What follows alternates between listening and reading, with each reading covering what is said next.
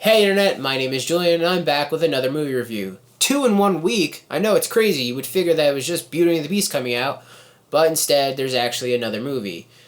Speaking of Beauty and the Beast, if you haven't gone and checked out that review, it's right over here. Go ahead and click it and view it. So to move on, the other movie that came out was called The Belko Experiment. If you've seen other movies such as Battle Royale, The Condemned, The Tournament, The Running Man, and yes, even The Hunger Games, then you would know the premise of this movie. If you've never seen those movies and live underneath a rock, I'll just explain it to you. It's about a group of people, colleagues in this instance, that are trapped at their place of work. Oh, scary, I know. You gotta work 40 plus hours and now you're trapped there. But it gets even worse. The doors and windows are blocked off by steel plates, and an ominous voice comes over the PA saying, "You have this amount of time to kill this amount of people, or we'll do it for you and double the amount of people that are going to die." So the movie actually takes place in Colombia, which I didn't realize from the trailers, and you don't really pick up from it in the trailers.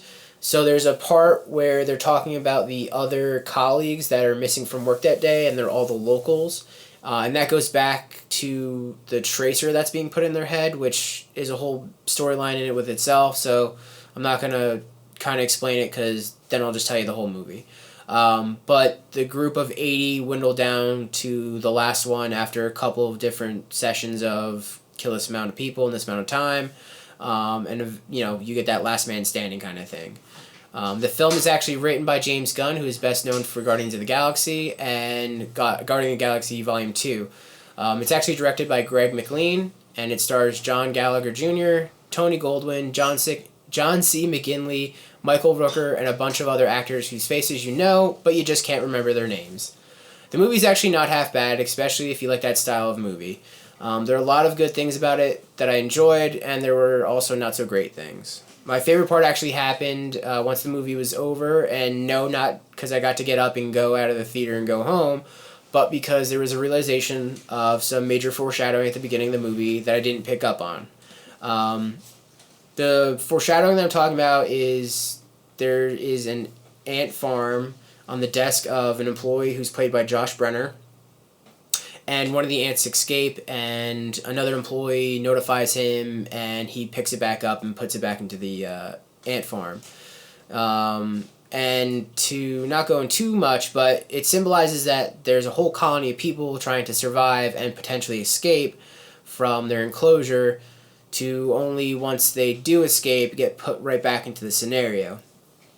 And it's cool because at the end of this movie, they show that this isn't the only experiment, and it's not even the end of the first phase, so there's a whole second phase to it, which kind of gets foreshadowed when the ant gets picked up and put right back into the same situation that he was just in. So it kind of leaves you of what's going to happen next. Is there going to be a sequel, or are they just going to leave it at that and you take your own interpretation? I don't really know. I didn't really care for the main protagonist. He came off mildly annoying. I understand his growth within the film, but I find him kind of boring, and I felt like the actor himself just didn't portray the character he was trying to be very well. The majority of the deaths were just kind of plain. You either had that tracer exploding and killing people by blowing the back of their head out, or they get shot. I figured in a movie such as this, and with great films before it that have done creative deaths, you would wind up with creative deaths, but there really isn't any.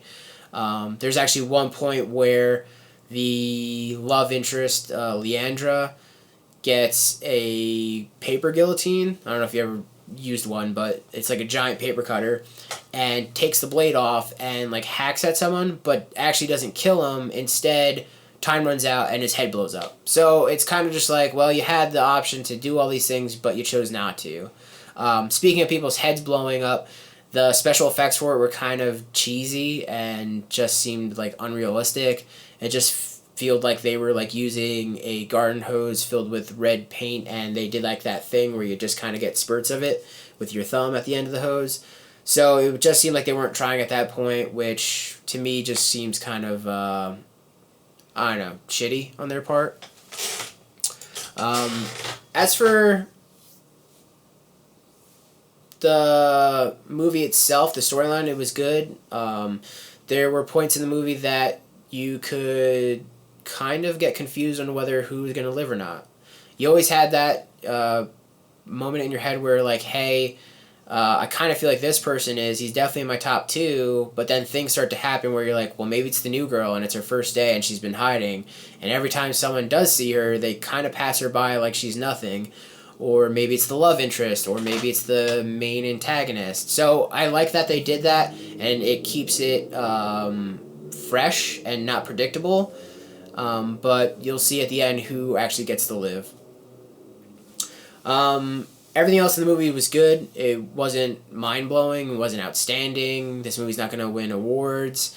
And I don't think they were trying to. I think they were just trying to do an entertaining movie, and that's what it is. You're not going to get best soundtrack or best special effects or anything like that out of this movie. You're just going to get a movie that you get to go in, have fun, and be entertained. And they did that really well. If you like these type of movies, I do recommend seeing it, especially if you like them Battle Royale. It's kind of like a new updated version of it. You can call it that. If you don't like senseless killing and this kind of premise, then I recommend waiting for next week's movies. That's really it for my review of today. I would love to hear your opinions about the movie or what my thoughts are in the comments below. And I'd also like to hear what your thoughts on of a possible sequel and where they can go with it if they do. If you want, you can also read the written review in the link in the description below. If you enjoyed this video, hit like. If you want to see more of these videos in the future, subscribe. And if you'd really like, go ahead and share this with your friends and family. Thanks for watching, Internet. Until next week, we have Life and Power Rangers coming out, and see you then.